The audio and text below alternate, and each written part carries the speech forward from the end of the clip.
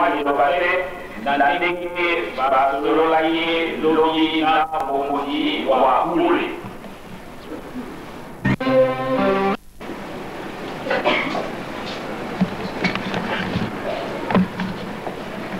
Le révélateur de l'église de l'unification, peut-être ne connaît pas très bien Lingala.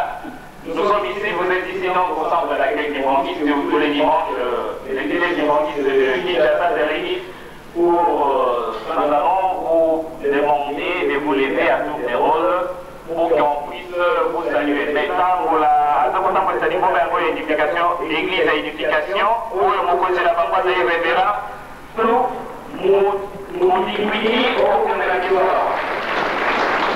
Vous expliquez la papa guidée, oui, la histoire. Vous expliquez qui va se secrétaire général, oui, la histoire.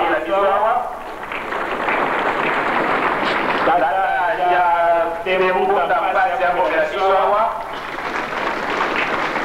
Papa, maman, papa, boum.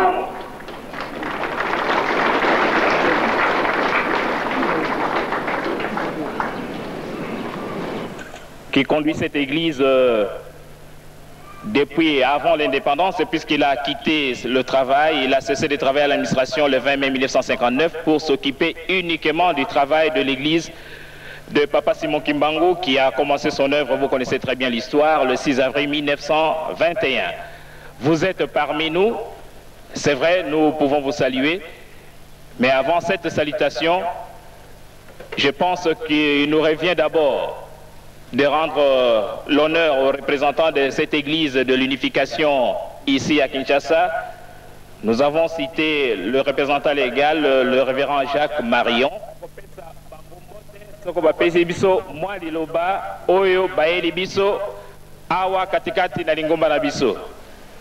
Pasteur Jacques Marion, Yazali, Mokonzi, na église de l'unification, Awa, na Kinshasa, na Zaïre.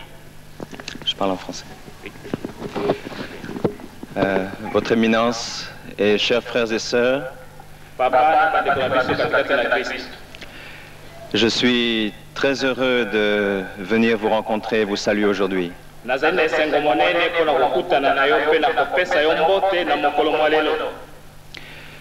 ne sais pas si vous pouvez facilement me considérer comme votre frère, puisque mon père a tué le vôtre.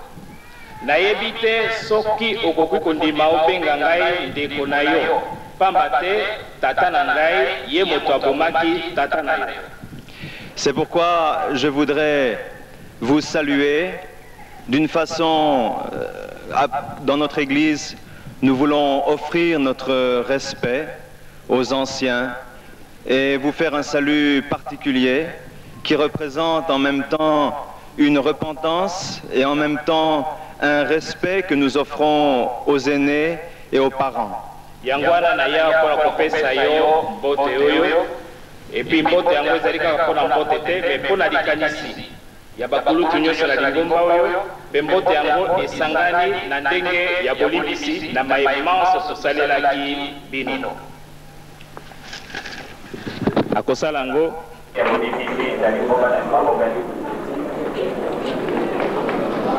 Colonie française ya Cameroun. Jacques Marion abotami na mboka Cameroun na Afrika. Jacques Marion lukula bomoni yawa ayebi histoire ya colonisation ya bamindele oyo bayaki na Afrika na makambo bamindele basali na kati ya Afrika toyebi yango pe alobi yango ye moko. Nzoka nde pona ndenge wana atako azali français.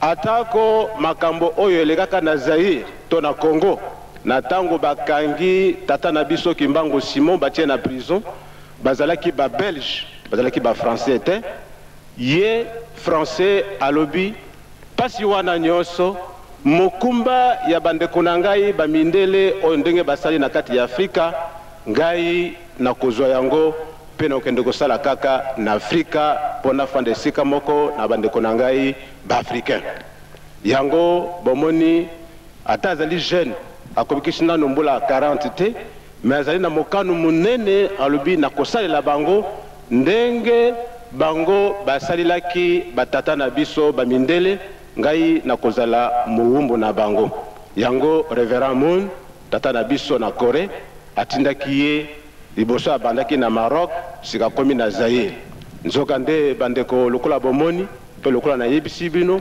azali mobomi te nde azali oyo aye pona kofuta oyo basalaka tango batata na ye bazalaka bakolonisateur na kati ya Afrika tala eloko nalingaki koloba po ete bondeko oyo ye asengi ezala bondeko ya solo kati na ye mundele na biso batu mwindo. Merci mingi.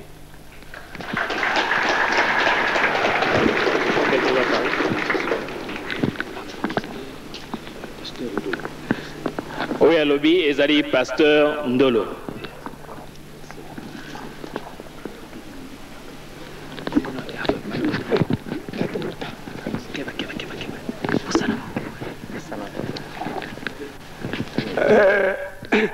Ndinga ne ya mimono ya sina yena donc lusangolo mulanda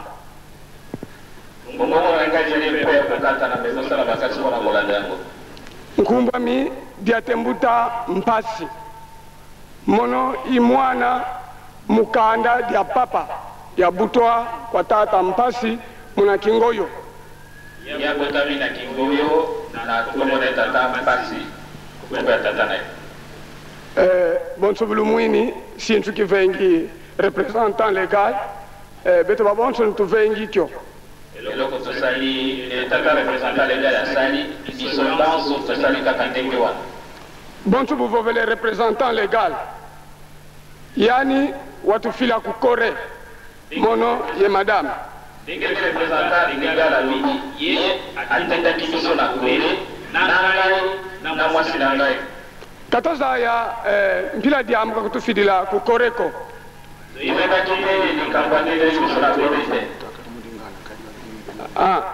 donc lingala nalo baka lingata bon merci beaucoup bolimbi sangai pour la landa ki mokano ya représentant légal nangai pour le baki nangai nalo bana monoko mboka alors ko bosengi yango merci beaucoup na lingina lomba boy ndenge boyoki Révérend Jacques Marion atindamaki na Révérend Moon awa na Zaïre. Révérend Jacques Marion azalaka tangu nyonso na souci akutana na représentant son éminence Diangenda Kontima parce que kuna na Corée lingomba ya Kintwadi esi ebandamaki na l'Orient awa pena se lingomba ya Kintwadi ebandamaki pe na nzela ya tata Simon Kimbangu. Alors likanisi ya Révérend Moon ete kuna na Corée na awa nepa na biso Bintwadi nyonso mibale soki esangani ekomi super Kintwadi. Pourquoi? Parce que na laki bino bandeko na ngai na se repentir ndenge mokambi na ngai ya se repentir na ebaki valeur ya papa te mais tangu na komi kuna batuni ngai wapi Diangenda po Diangenda azali lokola Esaïe pour l'Afrique, pour le monde et bango kuna bazali lokola Jacob. Alors alobi na ngai tangu ekoki oyo ekosala ete ngai Yakobo nakoka kozongisa eloko oyo na botolaki na Yakob na Esaïe.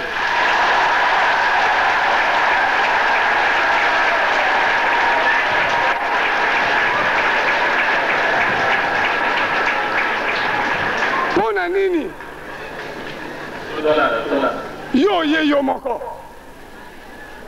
ngai na lobi ngai mukambi na ngai mutu na tindi ngai abi yo mutoko memelo kwango ngabi te abi bokena kofanda na esika wana na tali ngabi atako nazali mwana ya Diangenda me mwana na vanda wana ezate na kene ko yebisa ye moko alongola makolo na ye aya bokutana bandeko na ngai na tuni bino na bokoko na biso soki mutu abungisi eloko bongo eloko wana emonani nani akoluka moyen akende kozwa eloko oyo aza na eloko to oyo abungisi eloko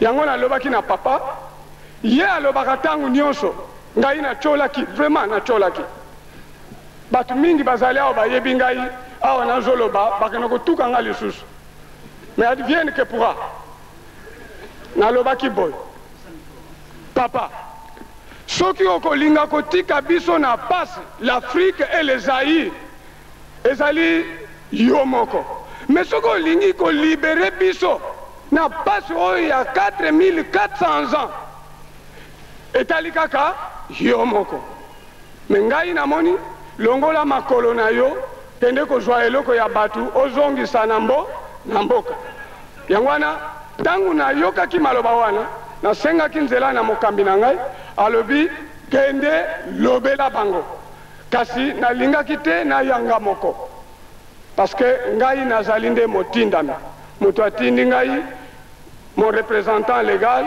le révérend Jacques Morion, à travers le révérend Mou. Yangwana, na lingi na sili sana ukende mulaite parce que révérend Ashe Alobinios. Yete mutu akotindi la biso moyen poto kende kozwa eloko. Kasi biso moko esengeli to sala makasi to kende kozwa eloko oyo biso to bungisa. Ezali boete. Yepe moko ayebi yango. Tangu nyonso pe alobaka yango.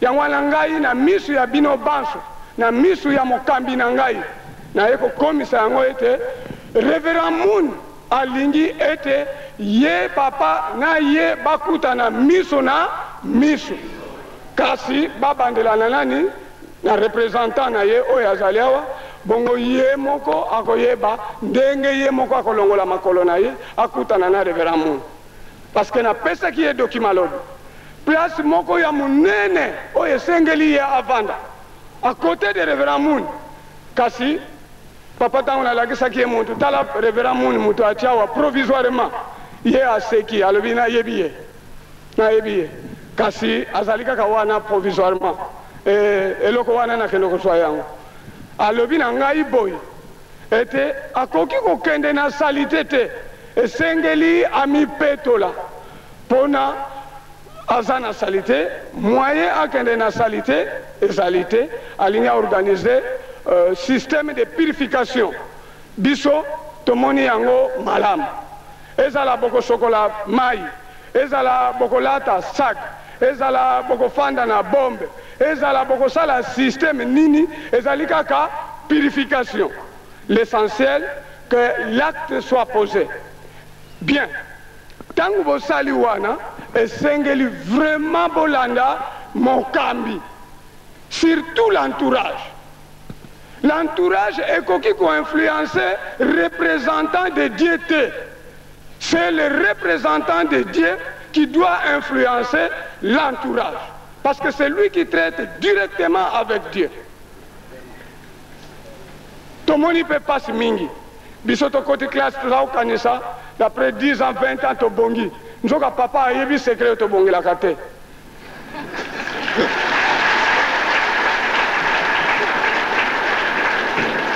s'il vous plaît je ne l'accuse pas en public mais nasengi na ndenge révérend alobi na boboto papa ako résoudre problème du Zaïre de l'Afrique et de l'humanité na tondi bino.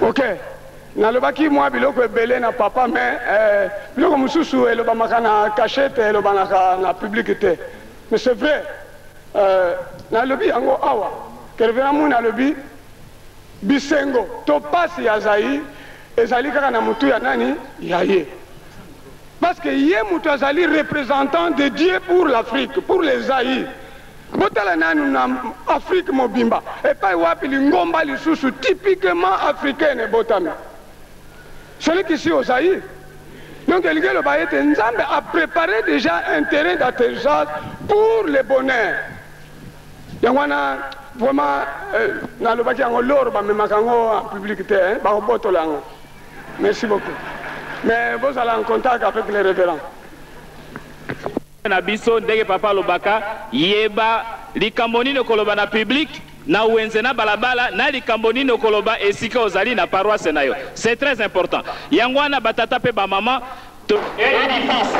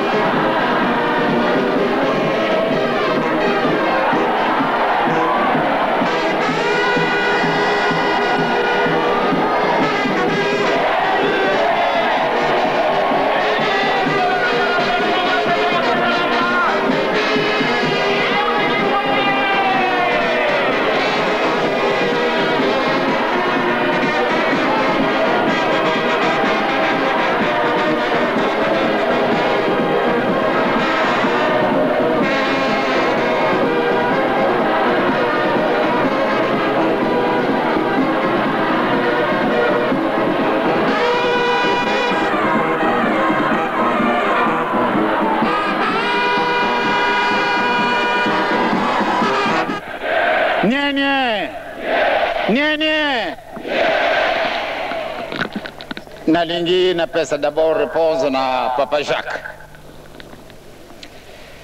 Et mon cher Jacques, réellement le début de votre phrase a été pour moi un véritable couteau. Vous avez touché les profondeurs de mon cœur. Pourquoi? Quand je sais très bien depuis 1921, les Congos belges, les Congos portugais, comme les Congos français, les trois pays qui ont connu la naissance de Papa Simon Kimbangu, ou bien le mouvement kimbanguiste, ont unanimement persécuté Papa Simon Kimbangu. Mais le langage de mon père reste un langage indélébile à nous. C'est pour cela que nous n'avons jamais gardé rancune contre quelqu'un. Et nous sommes persuadés que c'est grâce à cette persécution que nous sommes arrivés au stade où nous nous trouvons aujourd'hui.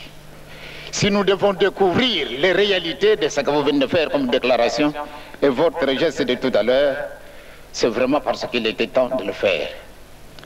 Et nous le savons très très bien, les longs entretiens que j'ai eus avec M. Novadis, parce que celui-là, je l'ai tellement félicité, il était tellement patient. Quand il me rendait visite dans ma petite maisonnette de Mokoto, il arrive à 20h. Mais s'il trouve que je suis en train de manger, il part d'abord se cacher quelque part. Et une fois qu'on m'a averti que M. Novadis est là, je l'ai invité à table. Et en toute simplicité. Et après, quand il voyait qu'il avait du monde, sa première réaction, que je sers d'abord tous ces gens, et puis lui à son tour. Et quelquefois, on commençait notre entretien vers minuit, et on terminait vers 4h du matin. Et il était là toujours patient.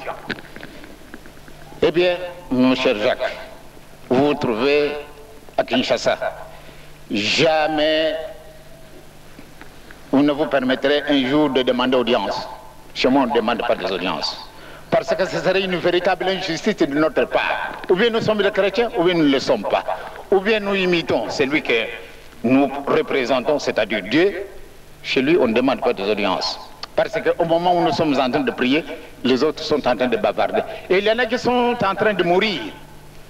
Alors, ceux qui sont en train de mourir, ils doivent demander le concours de Dieu pour qu'ils puissent intervenir, de les accepter chez lui. Et c'est puisqu'ils n'ont pas demandé audience, donc on doit les faire attendre. C'est vraiment faux. Un serviteur de Dieu, chez lui, on ne demande pas des audiences. Donc chez moi, vous pouvez venir n'importe quand, je vous recevrai. toutes les portes vous sont ouvertes. Considérez-vous que vous êtes mon frère. Jamais vous pouvez avoir ces idées-là. Ah, je suis blanc. Peut-être une indifférence entre vous et moi. Il n'y en a pas. C'est le corps. Ce sont les apparences. Mais là, c'est Dieu qui réside. Tel que vous venez de le dire. Tel que les amis l'ont répété. Je suis conscient. Je sais ce que je fais. Parce qu'il a un seul guide qui nous guide nous tous. Je devais déjà me rendre aux États-Unis et en Corée.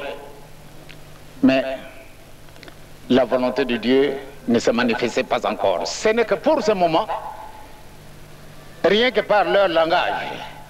Et quand j'ai pu répondre à une invitation qui m'a été lancée par le révérend Moon, pour la grande rencontre qui a eu lieu. Mais les circonstances de ce moment-là ne me permettaient pas de me déplacer. C'est parce que aussi, cela est la volonté de Dieu. Ce qui vient d'être annoncé publiquement, ils le savent très bien, puisque je leur ai toujours dit. Quand on parle de Jacob et d'Ésaü, réellement, le bon Dieu n'a jamais caché les choses aux personnes qu'il veut les transmettre.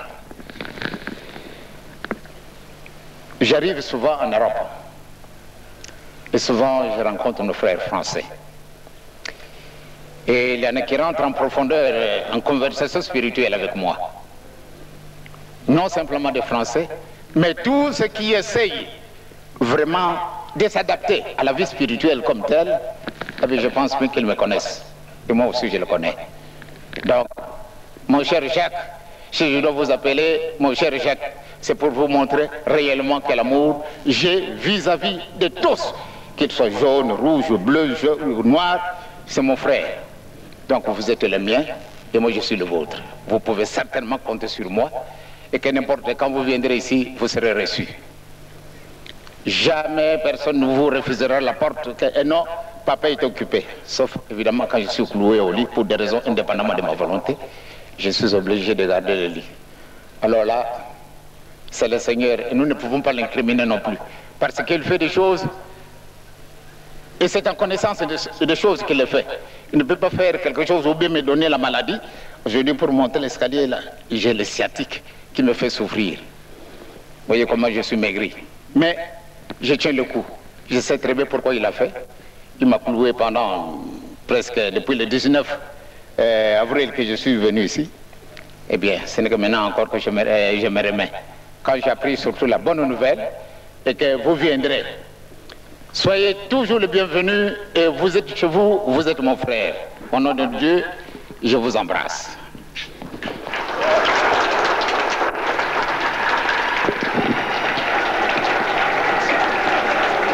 Comptez sur moi et je pense bien que bientôt vous allez entendre ce qui va se passer au monde. Tout à l'heure, il a dit, pour la demande de pardon que nous sommes en train de préparer. Réellement, le bon Dieu m'a donné l'occasion de circuler un peu le monde. J'ai vraiment voyagé le monde entier. Et quand j'ai vu comment vit l'homme noir, il nous manque quelque chose. Et je le sais. Et nous devons nécessairement nous remettre en place parce que l'erreur qui a été commise a été tellement si grave et le bon Dieu nous a tourné le dos. Heureusement, il continue à veiller sur nous. Et c'est ça qui nous fait vivre. Et vous avez dit tout à l'heure que ce sont vos parents qui ont tué mon père. C'est voulu par Dieu. Je l'ai toujours dit, que ce soit aux États-Unis, je l'ai répété, que ce soit en Australie, je l'ai répété, que ce soit en Israël, comme en Égypte, partout où je suis passé. Je leur répète toujours ce langage, que c'est Dieu qui l'a voulu. Il a bien voulu tout d'abord voir si réellement nous l'aimons. Parce que sans quoi nous allions utiliser la violence, puisqu'il ne nous manque absolument rien. Mais nous n'avons jamais riposté une injure, une gifle, ou bien n'importe quel tourment qu'on nous a fait. Jamais nous avons répondu par la violence. Même dans l'état actuel, depuis 14 ans que je suis en vie. J'ai 74 ans depuis que je suis né. Mais jamais je n'ai injurié quelqu'un. Quand quelqu'un vous dit Diagne est méchant, il a un problème qui le choque. Donc ma présence gêne. Sinon je ne ferai jamais du tort à quelqu'un. Je ne suis pas de ce monde-là pour faire du tort à quelqu'un. Donc mon frère Jacques, vous êtes chez vous, et vous êtes le mien et je suis le vôtre. Soyez assurés, vous tous, et que votre contribution en venant ici, c'est une très grande contribution. Malheureusement, vous n'avez pas suffisamment de temps. Mais cela ne veut absolument rien dire que c'est pour la dernière fois que vous venez ici. Parce qu'il vaut mieux à ce que nous puissions, comme j'avais fait pour Madame Kim. Madame Kim, quand nous avons été en Kamba, eh bien, quand elle est rentrée dans le mausolée, elle a parlé en coréen. Elle a été tellement profonde, moi je pleurais. Elle a utilisé un langage qui m'est inconnu, mais je pleurais. Puis par après, quand nous sommes sortis, elle a réagi. Oh, mais papa, pourquoi vous avez pleuré? Moi je dis, ce que vous venez de dire, ça m'a touché. Il dit, tiens, mais c'est vrai. J'ai dit des choses tellement profondes et je savais très bien que ça devait vous toucher. Parce que le bon Dieu a quelque chose. Voyez-vous, tout à l'heure, vous vous êtes servi de traducteur.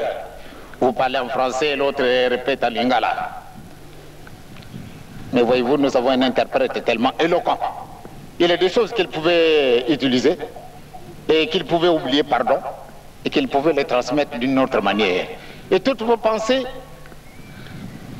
elles vont là-bas. Mais il y a quelque chose qui vole toutes vos pensées et qui vole toutes mes pensées. Ils peuvent facilement vous les transmettre et ils peuvent facilement me transmettre vos pensées. Parce que l'homme est l'image. Regardez, pour rendre ma voix puissante, vous êtes arrivés, vous, grâce à vos rapports avec Dieu, c'est que vous êtes arrivés à faire de telles réalisations. Et nous autres, nous souffrons de cette grande privation. Et pourtant, nous pouvons facilement nous remettre. Et si nous nous mettons directement en contact direct, comme vous l'avez fait, comme vos parents l'ont fait, et si aujourd'hui vous êtes en train de perfectionner tout, absolument tout. J'ai toujours dit aux miens, à mes frères et sœurs kimbanguistes, tout ce que je porte ici, quelle est la chose que j'ai fabriquée? Absolument rien. Absolument rien. Est-ce que je manque l'intelligence? Oui.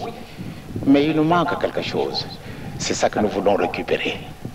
C'est ça que nous voulons nécessairement obtenir. Non pas par la force, mais nous devons nous incliner, nous devons nous réduire à notre plus simple expression pour que le Seigneur nous le remette. Et nous le remettra et nous sommes sûrs et certains que grâce à vos prières, nous y arriverons. Je vous remercie encore une fois d'être venus.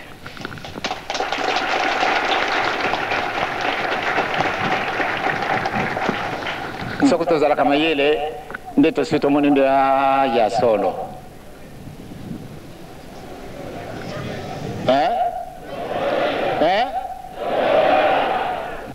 Tokotala makamazala ko yasima. Sokoto tambuli na solo nzambe akusepelesa bisu. Me sokoto tambuli na solo tokusala na bisu eloko moko te. Il faut tojungisa singawana tokataka na ye nzambe na bisu na bisu. Singawana katanaki yangwana pe salibango pasi yangwana ne bayele isika na bisu. Donc eloko wana izangi bisu la liaison spirituelle. Puisque ça manque, muntu mwindu tuzalaka kana pasi. Tozali na bisu na eloko moko te. Soko balakisa bisu kusona bilamba te. Ndeto hivi yango kasi balakisa bisu même kusala meuble, même kusala soko eloko nini, il faut balakisa bisu. Bato basali ba université moko ya kamwa. Kasi basala ka eloko et totuni na ba savant. Totuni na ba savant. Kasi ba savant na bisu basala ka eloko te. Pana nini eloko moko izangi. Ya muke kasi tokuluka ka yango te. Yesu alibi na bisu etoto lukaribo sobo konjuna di kolomas bakupesa manabisu. Akosaki? Akosaki? Nde isika wana ekanga mi le nœud du problème est là. Il faut tout le candidat to bango sere kambwana to kani tika tatanza mena nkoli yezo na elimu santu apamula bisu apamula bango abongisa likambwana patete bongisa yango ndenge yango izali na 13 mwana pia ni santu. Amen. Kimbangismo.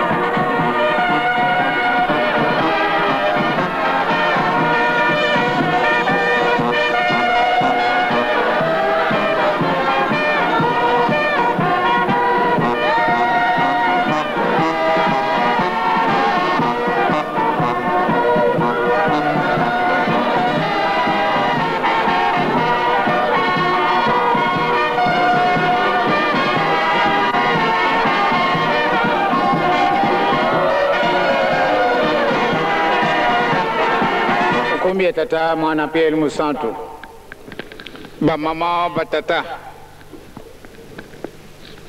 na kanisi tozele kukende mobeme na bisu kumi musika ndenge tosito kumi musika na mobeme na bisu malamu ndeto mibongisa pamba te soko to mibongisite ekusala yo pasi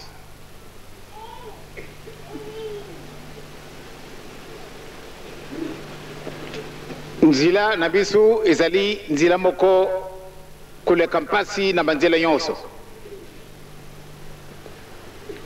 ndenge tokolobaka ete tokosalelaka mokonzi oyo tokomonaka te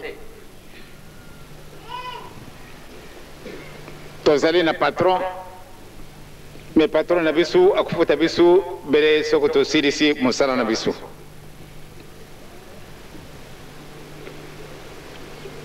makambo maleki awa ezali malaya liboso te tomona makambo boye kasi pamba te mitu na biso mizalaka mwa ndenge mosusu sino oyo ebongisi nzambe tokozwa yango kasi tokozwela yango na pasi nakokamata ba exemple ya ndenge na ndenge bana tango bakutangaka soko surtout soko amoni ete tango na ya kozwa diplôme esi ekuki ezala universitaire ou bien secondaire mwana wana akublie nde bakuliaka bakubusana ete bakulalaka mpusana ezali ndenge nini po ate azwa diplôme diplôme ezali ouverture epesa accès na mutu azwa esika kitoko pamba te ezali esengeli ndenge wana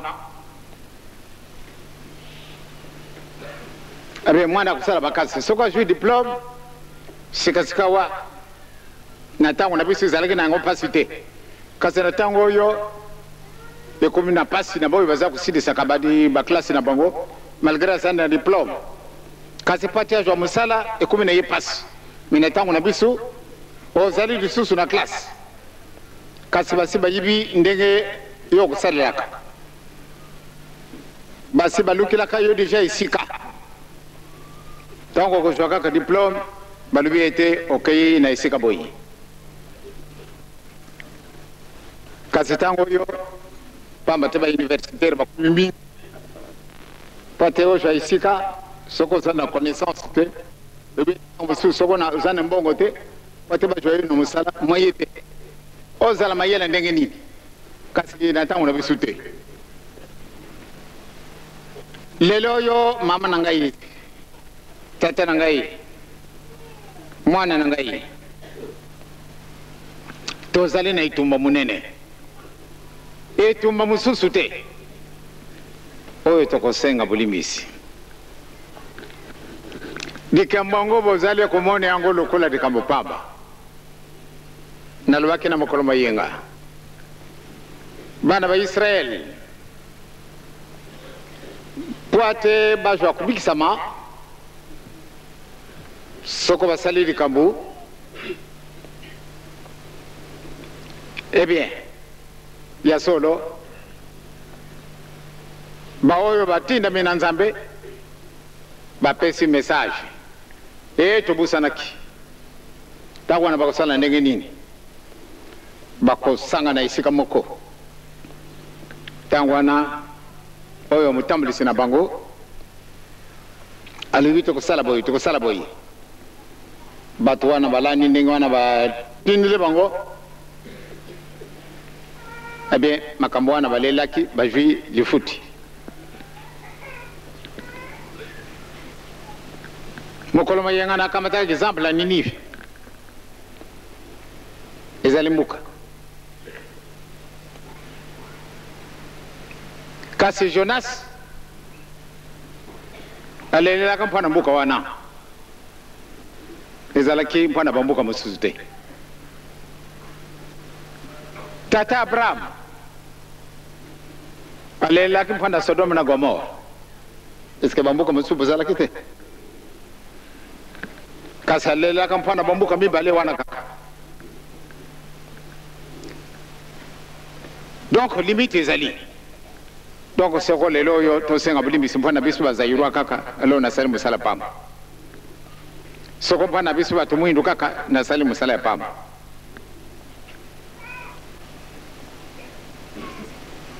yo nde mutu kosenga bulimbisi mpona mokili mobimba donc kileo ezali na yo ozali kopesa yango mingi te soko tozali kopesa yango mpenza mingi etokamata likambo wana oserie ya solo nde makambo mosusu tokozali kosala yango lisusu te nde tolobi pamba te tokomi très proche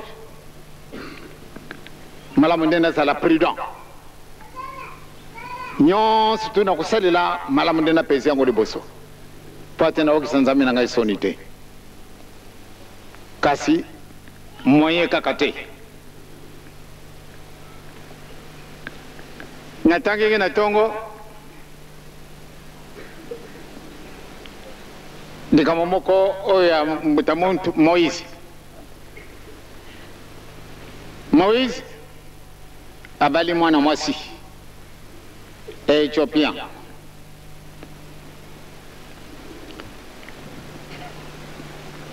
mama Miriam na tata Aaron bamoni yango mabe et surtout mama Miriam Aaron alandaki kakabele kura ya mama Miriam bakritike Moïse ndenge ni yake kuvala muntu mwindu ezali soni na biso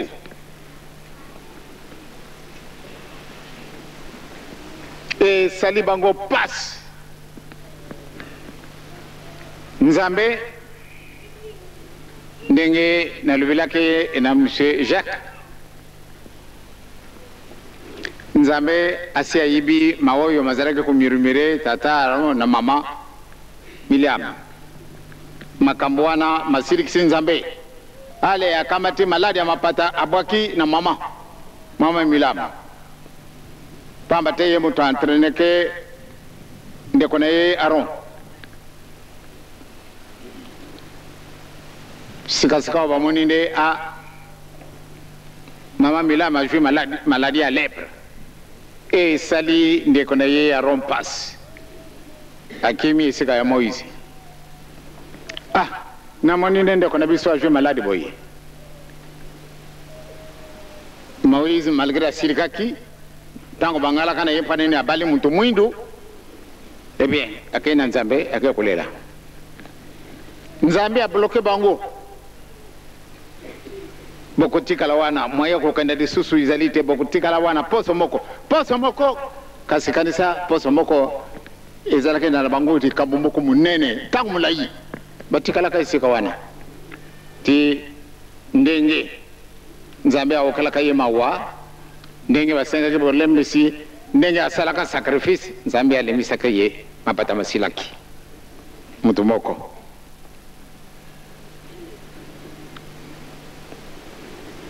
Yesu bakrucifie ye na kuluzu aliwi ete nzambe limbisa bango pamba te baoyo esali bango bayibi yango ntina te na kamba te likambo moko wana pati aluba bon ezali baka isolé sikasikawa yo ogénéralisé bato oyo balubi papa ya solo makambo manso mazali bepai na yo mutu mwindu alinga te ezalaka kapamba na mtongo akusala ne eloko te soko tosengi bulimbisi te likambo ya Esaü na Jacob ebimi awa na bangi biso nde tobimbisi likambo wana ebandi kokamata ka ramification, c'est-à-dire ebandi kokende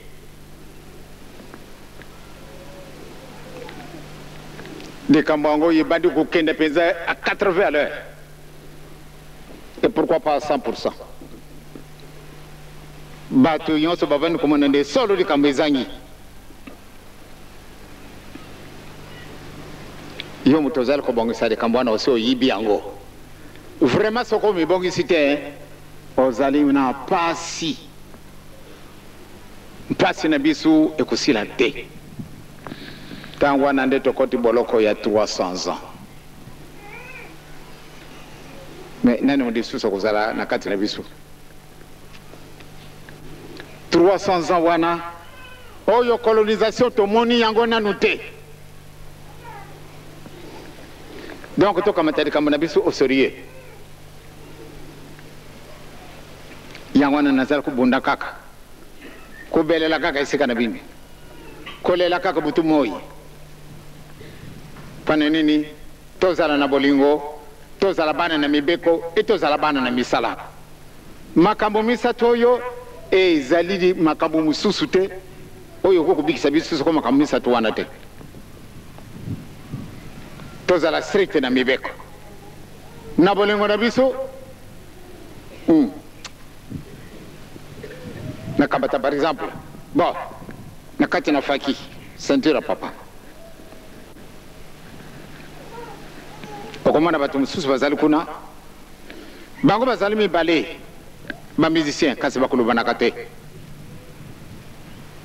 ou bien na koreki ou bien na jeteki ou bien na dirigeant ou bien na bana nkole bakolobanaka te balobi ete tukona kowoka kabe na likolo kasi ne yundo oponami mpote obongisa likambo boye mukolo wana ngai na lingi de biso nyonso tu kulata sake zani nango likambo te kasi soko biso mususu na lati na ngai ndenge na lati boye kasi na likolo na chi saka wana elobi nini c'est-à-dire na tosite yango na nazali na kubanga nazali na kubanga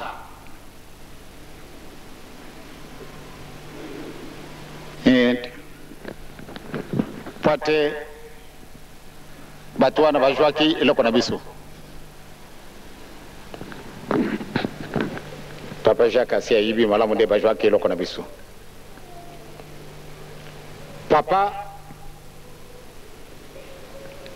balobi ale na 1948 tango wana nakomaki na 30 ans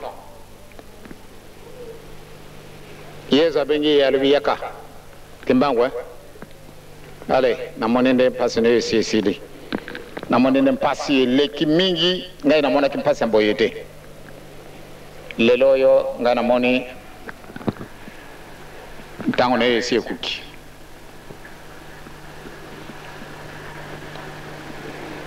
mpona ntina na mpasi wana omoni nalingi nde obanda mosala mwa yo bamundele babengi Simon Kimbangu Simon ya solo tulakisio pasi mingi mukana na yo ana jwa yango tata tale lubi na jwango ndenge nini bobotola kanga yango kubotola sikasika wabojungi silanga yango solo bamundele balubi yo ko compliqué bisuri susu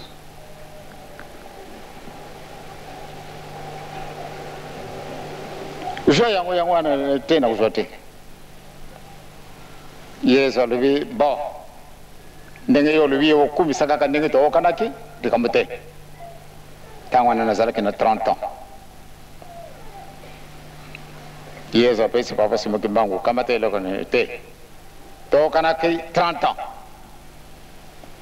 ndelo lubi jwa mokana na yo de te na koko jwa to soko pesa na maboko wande na ndimi batata na ba mama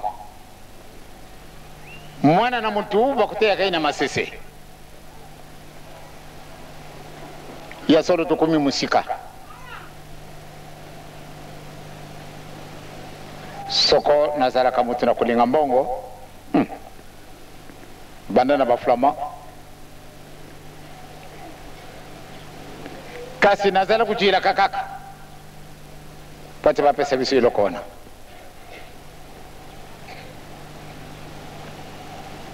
babelish bazana kubanga mingi bandana mbulo oyo bapesa kabisure ya bango te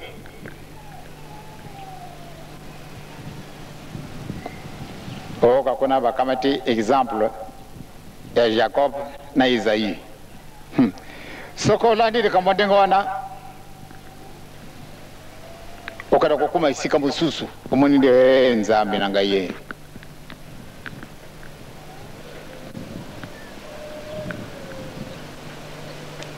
Isaïe na Jacob na kati na libomu na mama na bango babundaki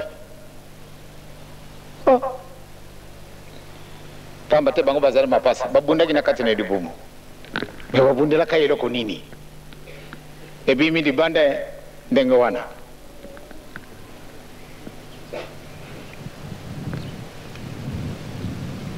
Isaïe ajwaki nkanda moko kusekana te soka kutani na Jacob n'a rien à faire. Il faut bomayer.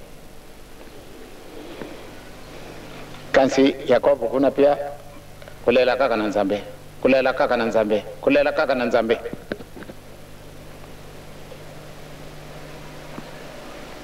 Sika sika wa bawoki yango. Na kukana na ngai sika kuna te. Est-ce que tata, mama, mwana, tomi bongisi mpote tesenga bulimbisi? Hein? Hein?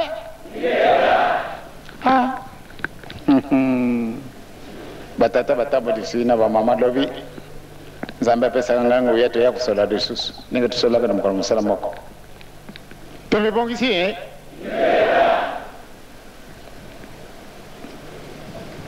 papa mfuma longo yewo ngai na bangi ndenge na kusenga bulimbisi ngai soko na lati saki ya ribanda kuna na kati saki zalite tata wana na ndenge nzambe akusirike impasi na bisu kuya disu kuleka wetu moni boko sepele yango yango ndo tobo musa to kana ndenge babongisi ndenge ya to kusala ba sacrifice soko yango kozala ndenge nini soko to ko supporter yango mutata passer tangira bisuna no makambo to mekanando soko to kokuka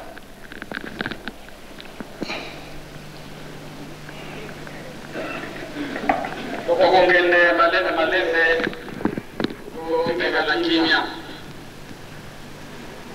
olengeli natina ya kufyala to sacrifice omuntu ya kaka mwana be mule musa bakata mama be bana nangai yambo ya kusenga mulibinde ya bobomi libala ya mutu na muyini satana elenge koloba bokabwani na mutu na tata nzambe na ntango ye akwei na lisumu ya kindoki Genèse chapitre 3, versets 5 à 7. Ntangu ya Mose, Tata Nzambe alobaka na ye ete longola sapato na yo. Elingi koloba longola mabe na yo manso. Mose atosaka maloba na Tata Nzambe. Alongolaka mabe maye manso mazwaka ye na ndako ya Farao. Mpe Tata Nzambe alataka ye.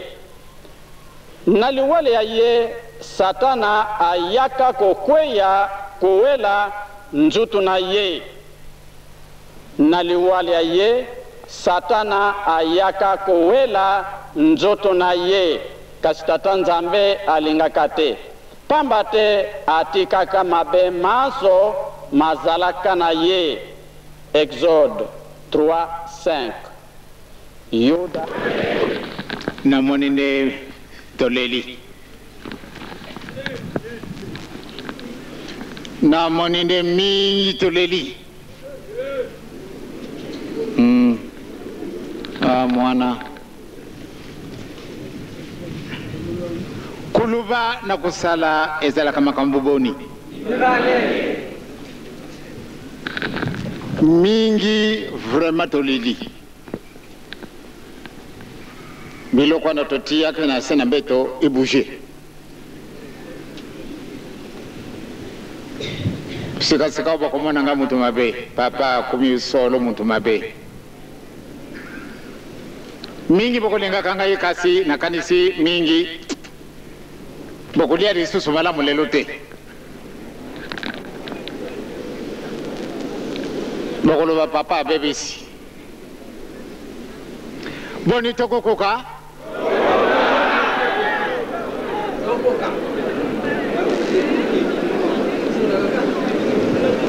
nye ya solo batangili bini ba verse bele yango nazala kuluba ete ezali pasi poate totosa yango batu wana soko bango bajwa kujwa kaka isika moko mpamba te bazalaka kolela mpana ezali soko mbuka soko ezali mwa mukili kasi yo mukili mobimba batata esike tukukuka mingi lelo oyo tukuliaka ndenge wana bakomona nde nene mingi pe tukukima lingumba nene bokoloba mpasi soko lingi kusalisa muninga akwei na mai soko ko kuluka liboso soko da sala ndenge nini moyete na basapatu na yue na ikoto yo lati na banineto kwe na mai epato sove muninga vraiment de kambone ezari munene okuluka kama kamboe tuka tosito jui tondimi yango tokotika soko tokotika te po nye ngana sina ndimi binu bolubi ete bondimi ngana mwana kende izali pas soko kumena ndako tanga ba chapitre wana mingi toko sepela bambate toko mona kapasi oyo to kanga mi solo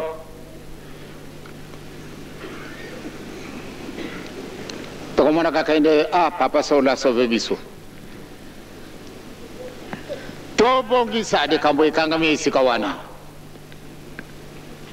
ndenge to lubaka na Kongo soko na kamatiri banga tango na kubaka gu kuna li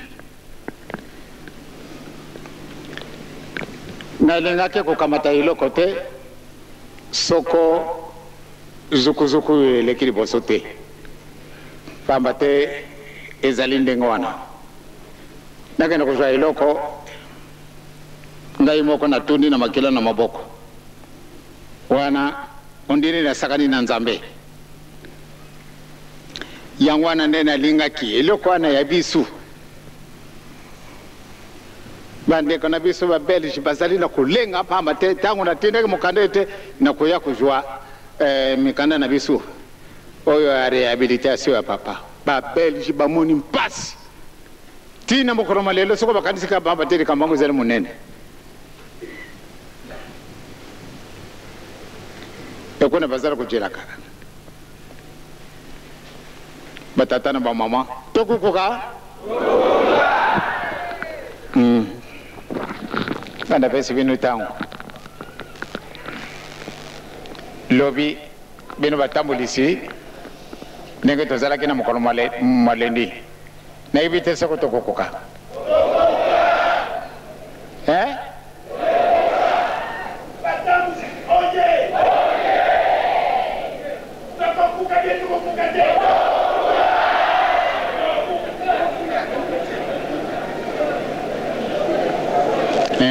lobi ndete ko sorola baada Papa Simon Kimbangu tolingi tosalisa baninge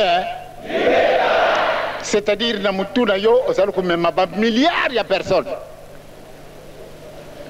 soko bakamati ndako yo sotu oyo bachira yo na mutu ndako yo kilote